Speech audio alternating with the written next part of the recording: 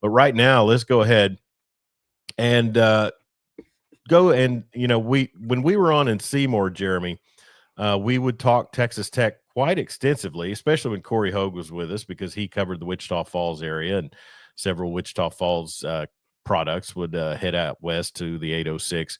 But we also relied heavily on Ryan Hyatt, and he streams nightly every evening at 6:30. Follow him on Twitter, Facebook, and YouTube, Ryan Hyatt Media. And let's go ahead and bring in the one and only Ryan Hyatt, the voice, our voice of Red Raider football and sports in the South Plains. Ryan, how you doing, bub? We're doing pretty good for the shape we're in. It's Friday. It's game week. It's hat day on the show. So I wanted to fit in. Jeremy's the guy, and you fly solo, but Jeremy's the guy with the Jimmy Garoppolo type locks, and I'm kind of chrome dome here, so I keep with the hat. Jeremy's probably a 60-40 hat guy. It's early, I just got out of bed. It's my day off, so there's been no prep. The gym was rough this morning, so we have not been yet. But Ryan Hyatt, we appreciate you coming on here, and like I mentioned, you do your nightly stream 5 nights a week, and I'm just gonna give you extra credit because the Friday evening 6:30 stream, that's some dedication, brother. Well, we took a few years off from doing that when my son was playing high school football. So I feel like, all right, we got Friday nights back. If I'm home, why not give somebody something to chew on while they're going off to the game or wherever they may be. So yeah, and again, it makes my wife think I still am moderately employed. So there is a method to the madness. There, in retirement from police work, I find that you're on to something there. Jeremy works like 6 jobs between. I wish my wife thought I was moderately employed, but I don't think she does. But anyway, so you do some great content on there, and I hope you don't mind me jumping on there, bugging you too much. Oh, that's great. We appreciate everybody. Ryan Hyatt Media is the Twitter page that you should follow. And, I'm going to say this, your email address, I maybe haven't sent you an invitation email in a while, but it's got the phrase Rhino in it. So were you a Ryan Sandberg fan? I was. He was really probably the last sports hero I had. We all reach a certain age, and whatever that is, you go from having sports heroes to just being a fan and liking guy. Like I was a fan of Brett Favre. I was a fan of Tony Stewart in NASCAR. But Sandberg, he was the guy. But I was called. They started calling me Rhino when I was right out of the womb. I was an early Rhino adopter. Yeah. Well, and we talked a bit about that on a previous show, and Jeremy's our resident Cubs fan, although we have several listeners who chime in with the Cubs love as well. But I tell you, Ryan, and I'm trying to think of the last time we had you on the program, but I don't think the Cody Campbell influx of support had reared its head to the extent that we know about it. So talk about what Lubbock and Red Raider Nation has been like in this last, 4 or 5 months? The anticipation, the expectations are as high as it's been in 20 some odd years. You got to go back to 2008, the Crabtree Harrell year with Mike Leach in that season. Now, people thought that team was going to be good. They hoped that team was going to be good. This go around, it is almost a demand. And Joey McGuire has embraced it. He's talked about it. He said earlier in the summer, that, expectations are, a privilege. And then he said, and we have no excuses. We've been given everything we need. Yeah. They have the facilities. They have all the NIL they need. Obviously, they have anything they've asked for in the way of, can we get a player in? What do we need to do? That has been taken. The depth, the talent is real. How well it plays together, who the heck knows? And I'm about as jaded as anybody gets. You cover a program a long time. You just do this a long time, and you get jaded. And I've had to talk myself into the idea that it's okay to look at this team and go, yeah, you should win 9 games. You should win 10 games. Once all that money starts pouring out, you have to. That's the reality of it, that this team is built to win in this current Big 12, and it's built to be in a title game. Will it? I don't know. That depends. Obviously, you can't control injuries. the vagaries of college football and everything else. But yeah, this is one of the first times I've ever looked at a team and said, you ought to win 9 games for sure. Yeah. And that's not easy to do. I don't care who you are. No, and regardless of the conference, and honestly, we still have a foot in the water with the Big 12, talking to you, and then also some of our OSU fans, even though we have been predominantly an OU Sooner program. Just be better than Oklahoma State this year. That's all I asked. But I'll say this: I mentioned in the intro, we've rooted for Texas Tech for years, from the Leach days. I was pretty upset in '99 when they beat OU down there with the John Norman big game and Bob Stoops' first year. But then when Leach took over, it was easy to root for Mike. And then, the Mahomes era, all that stuff. But this is a program that I hear you talk about. You're obviously, you can talk about historic things with Texas Tech, kind of like Jeremy and I talk about historic things with OU when it's your program. But right now, I think Texas Tech has got the signature moment of the Crabtree catch. What's got to happen to kind of make people come? I mean, you don't want to lose that, but you also want to see some plays made, and you want fans to say, okay, this team, you see where I'm going here with the Crabtree? Yeah, no, I totally do. And I would liken it a little bit to the evolution of Texas Tech baseball. And some really great teams, but they never made it to Omaha. Great games that were played in the postseason, but they weren't played in Omaha. For a program to elevate like Texas Tech, their greatest moments need to be in title games. They need to be, now in this current structure, it needs to be a defining moment in a college football playoff game. That really is that step, that it's a championship moment, not just hey, that was really nice to beat Texas that night. Cool. And then, 2 weeks later, you walk into Norman and look like you've never seen a football. That's what I would say is that elevation of the program is, when did your big moments occur? Yeah. And, I think Arizona State, for all of their, lackluster performances throughout the years, they were never anything really special in the Pac-12.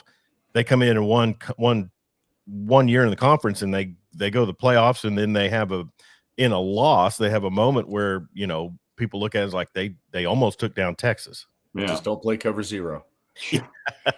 How impactful is that Quentin Joyner injury going to be? Yeah, that's the question coming out of what do we call it now? Training camp? I don't even know what we call August workouts. Fall camp in the summer. So they wanted, it's a domino effect on Joyner. I think he was going to be really productive. He was an every down type back. They really liked his pass protection, and that's huge to help keep Baron Morton healthy. He's got to be healthy at quarterback. They wanted to utilize 3 running backs, but I think Joyner was going to get the majority of the touches. So what it does is now Jacoby Williams, who is one of the returning running backs, really good, lightning quick. They had impact as their major return guy. Not anymore. You can't have a risk now with just 2 healthy running backs that have any proven quantity. You can't put Williams out there on the return. So it in my mind, it hurts your special teams more than it hurts your running back room right now. Yeah. Yeah. And when you talk about that 2008 season where Texas Tech rolled into Norman, and like you mentioned, acted like they'd never seen a football before.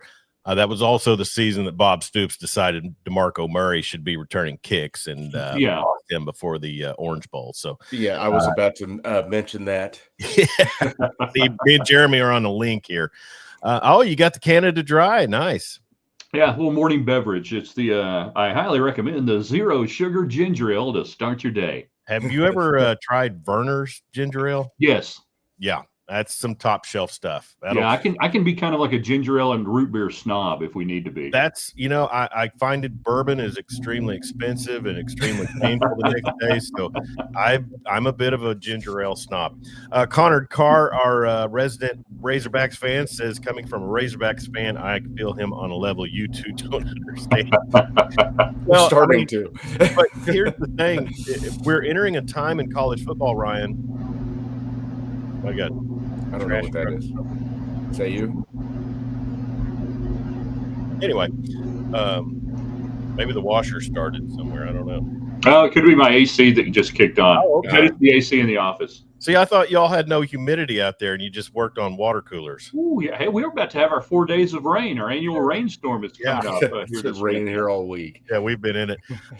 But Connor brings up a good point. I mean, in this day and time, I mean, we talk about old guard, we talk about blue bloods, but I mean, all it takes is a high-end coach and a program that can pay the money to keep the coach, and then also do what they're going to do as far as facilities, recruiting, things like that. In 10 years, and I kind of try to ask Bill Connolly this when I had him on the show, but in 10 years, could we be looking at Texas Tech as one of these Johnny-come-lately blue bloods? Could. The money's not going to be going anywhere. The facilities are going to remain solid. Obviously, coaching, recruiting, and all of that. I think when we analyze that far out now, we look at it from a standpoint.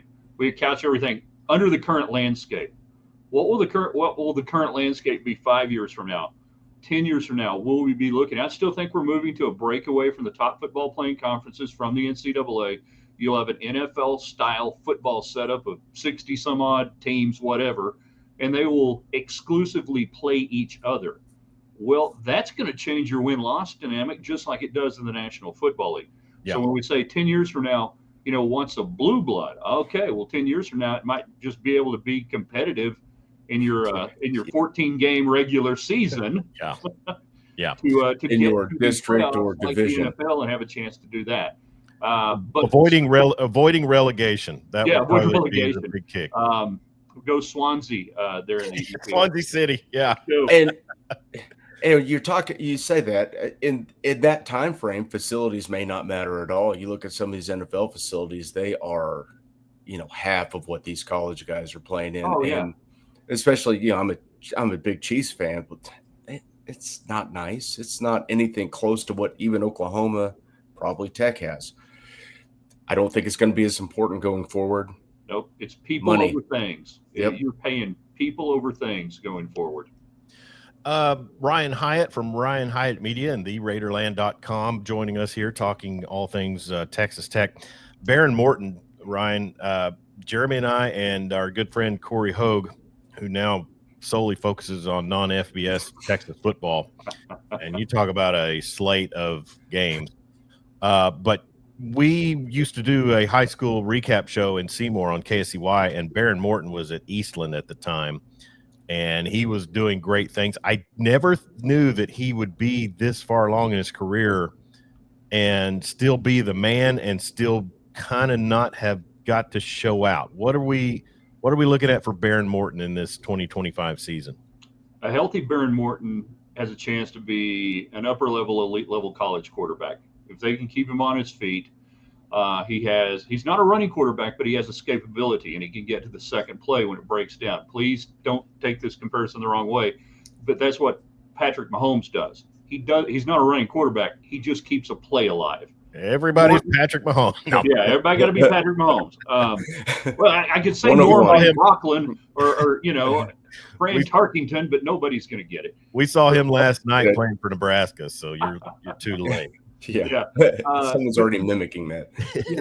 The arm is healthy, the shoulder's healthy. Morton hadn't been right really for the last 2 years, and that offensive line has been substandard. He just has not had time to even attack downfield if he could make the throw. I think he can make all the throws. It'll be interesting to see what the Mac Leftwich offense looks like a little bit, moving on from Zach Kitley. I'd like to see a little more verticality, a little more mesh instead of the quick bubble screens that everybody has fallen in love with. I truly hate that play because about 4 things have to go right, absolutely perfect, to get 3 yards. Give it to a running back. We can do this different. But I'm excited for him. He's got a nice cast of weapons to throw to. You feel good about that, and I just he's such a great kid. He took his NIL money and he bought a 150-acre hunting lease down by Eastland. Mm-hmm. My kind of cat right there. Yeah, buy land, never sell. That's going to endear him well. Yeah, I just want him to be healthy and have a really good experience. I don't know if he's got a chance to play in the pros, size-wise or otherwise, but man, you just start rooting for kids just to be healthy and have a good experience, whatever that may entail. And I said this about the Sooners for years and talking about, drafts and pros and this and that. I could care less if OU never had another draft pick in the first round again. If they're reeling off 10 wins a year, sign me up. I could, just be good while you're here. We do not care. That's right. But we do know that NFL prospect label, helps with, the program and the play. Defensively, a kid that we also used to talk a little bit about from Wichita Falls Rider, Jacob Rodriguez. He's kind of leading up the leadership part of the defense, and I think the front seven this year, Ryan, for Texas Tech is kind of being looked at as maybe being able to get some things accomplished. Yeah, serious upgrade, and that should really help the linebackers like Rodriguez, Ben Roberts. You got John Curry out there that kind of will play a hybrid strong safety type look. He's just one of those guys, you just got to get him on the field. His grandfather, John Ayers, played at WT and was a huge part of the San Francisco 49ers offensive line in the 80s. Playing guard for Joe Montana. So he's got bloodlines in him. His mom, Jolie Ayers Curry, was a Lady Raider in the early 2000s. So you got Curry is in name. Watch out for the name Curry. But yeah, Rodriguez is just a full-grown man masquerading as a college person. His leadership is tremendous. You mentioned the front. You get David Bailey on one side, and he's going to demand a lot of attention. Remember the name Romello Hyatt. I think Romello Hyatt might just lead this team in sacks and might lead the Big 12 in sacks. He's going to be unaccounted for coming off that, offensive right tackle side a lot of times. And he's one-on-one, he's darn near unblockable. Yeah. Either that or the line isn't very good. But I think that he's the guy that they can play some concept games with while everybody worries about Bailey. And Romello Hyatt, I'm expecting a really nice year out of him. No real reason that Texas Tech should not be 3-0 going into September 20th and a trip to Salt Lake City to take on what I find on social media to be the Red Raiders' new hated rival. I don't know if Utah is trying to jump in on that, but they go to Salt Lake City, and my automatic response anytime the University of Utah is brought up is from my cousin Vinny. What is a Ute? Yeah. Who Utes? Yeah. How's Cam Rising looking this season? It's day to day. It's really day to day. Yeah. Thanks for asking. Day to day on the injury report. I want to back up. You said Tech should be 3-0. If Texas Tech is not 3-0 going to Utah, the head coach will be introduced with the term interim. Ooh. Yeah. I'm not really being that funny. No. I mean, I get what dog of a schedule. These teams are dreck. They're horrible. Tech's favored by 52.5 this weekend if you want to lay it. Yeah, I hadn't seen the line on that, and I don't know if that was involved in college football pick'em, but I knew it would be high with Pine Bluff. Kent State, aren't they the worst FBS program in the country? Yeah. So 3 home games. I mean, that should be enough to get things worked out, kinks worked out. And then, like I said, you go on the road to a Utah team that is looking to bounce back from a season that was subpar to them. But then really, Ryan, it doesn't get any easier. I mean, you go to Tempe, and I heard you mentioning that the other night. You go to Manhattan. I mean, and then really, I'm always big on Rich Rod and West Virginia. They got that Pat McAfee money. I mean, but I think Rich Rod's that guy that can make a program just kind of punch in the nose real early. This is a formidable slate. So what is tolerable for Joey McGuire this season? Tolerable's 9 wins. I mean, they didn't build this team to do what they've been doing the last couple of years. They could have done that for half the money, as they say. You mentioned West Virginia. I hate that game being at the end of the year from a Tech standpoint because it gives Rich Rod a full season of impact. Yeah. And I got a feeling they're going to be a lot better in November than they will look the first month or so as they begin to get more dynamic under him. And plus, it's a 2-mule trip up there to Morgantown. You don't know how you're going to get there. You can't fly in. It's just a miserable experience getting there. Lovely people. Lovely people. Just lovely people. You hate going there. But yeah. And you don't know what the heck's the weather going to be like. No. I mean, that's the other deal. And as long as Rich Rodriguez doesn't have the next Tavon Austin on roster, that's also a help. But Major Harris has come back. Yeah. I believe. Pat White, and Steve Slayton. Steve Slayton. That the horrors of that Fiesta Bowl of 2007. That was something else. But no, I foresee great things for Texas Tech this season. And really, when you look at it, Ryan, if you're not going overtime, in a big 52-51 shootout with Pine Bluff, then you've already started off better than last year. Absolutely. I blocked that from my memory. There's no Maverick McIver on the other sideline. Yeah, we were doing our college football post game last week and just reminiscing of the days when Maverick McIver occupied a Texas Tech number, and he was leading the Hilltoppers. Yeah. So that seems to be kind of West Tech or Texas quarterback rehab out there. The Bailey Zappies of the world, and Kitley got going out there. But no, it's going to be a fun season. Our rankings. Rankings don't matter like we always say, but they're out there for fodder. But no, what do you see? Do you see the Red Raiders playing in the Big 12 championship this season? No, I don't. Wow. And a lot of it goes back to the schedule. And I hate saying that, but the margin for error in this league, I think, is going to be one loss. That both teams in the title game, I think, will probably have a loss. But somebody, and I hate saying it, but with the schedule, it could be Baylor, could get there. Tech does not play Baylor in the regular season. But you've got a couple of elimination games, I believe, with Tech and Kansas State and Tech and Arizona State. And they're both on the road. You can only get two of the – we talk about the balance at the top and all these teams and draw a name out of a hat from about 6 teams that could get to the Big 12 title game. The Tech schedule, though, is an elimination series of games. They're going to have to beat both Arizona State and Kansas State on the road to get to the Big 12 title game. Not to win the Big 12, to get to it, in my opinion. And I can't get there just yet. That I think it's going to be a tiebreak situation for the Red Raiders. And I hate to say that, for any of the Tech fans that are watching, but I just still have a hard time just penciling in 10 wins right off the bat. Yeah. Well, we'll hope for you, and we'll be paying attention to your nightly broadcast on Twitter, YouTube, and Facebook.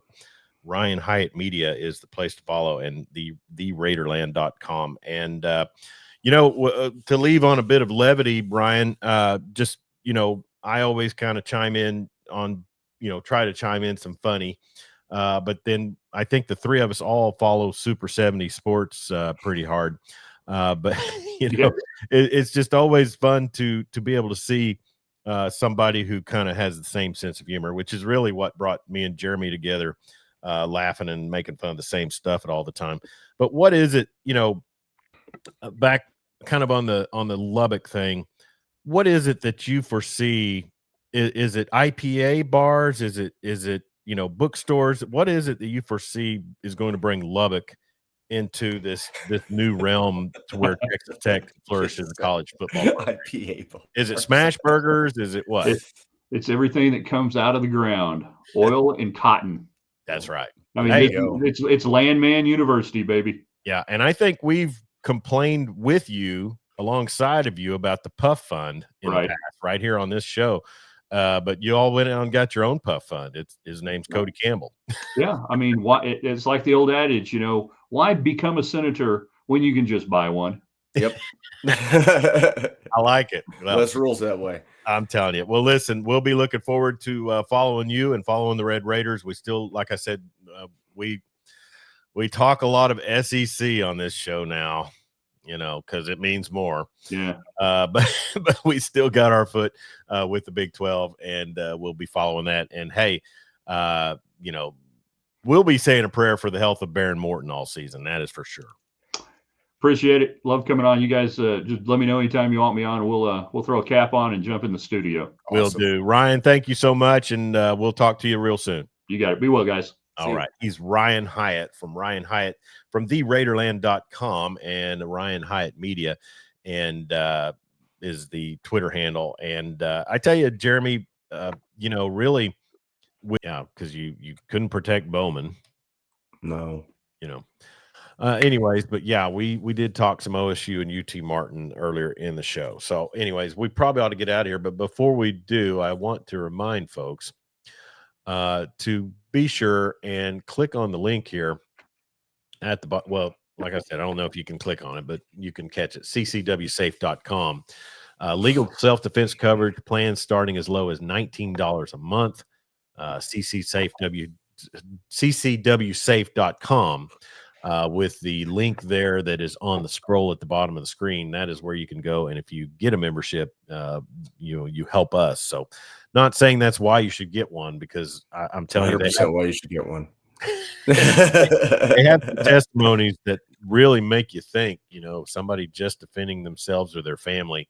And you could face some overzealous prosecution, in certain places. And also, you can also do a good job of keeping up with the places and the regulations of concealed carry or open carry, whichever that is. But in this day and time, I think it is a very, very important thing. And I even had somebody reach out to me, Jeremy, and say that, that their job entailed law enforcement.